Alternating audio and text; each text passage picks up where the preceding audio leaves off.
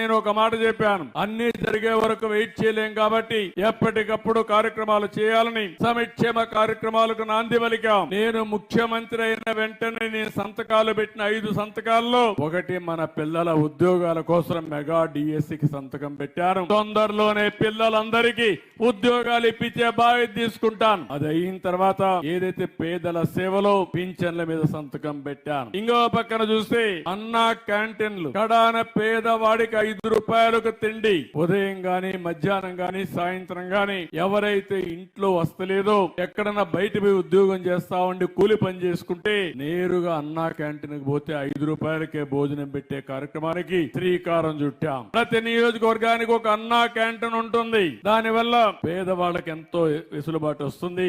ఇప్పటికే 198 క్యాంటీన్లు ఓపెన్ చేశాం. 1,20,00,000 మందికి నిరుపేదలకు భోజనం పెట్టాం. అన్నం కావాలనేవాడు బాధపడకుండా వాళ్ళ కడుపు నిండా తిండి పెట్టడమే ఈ ప్రభుత్వం యొక్క లక్ష్యం అని చెప్పి కూడా నేను మీకు తెలియజేస్తున్నా.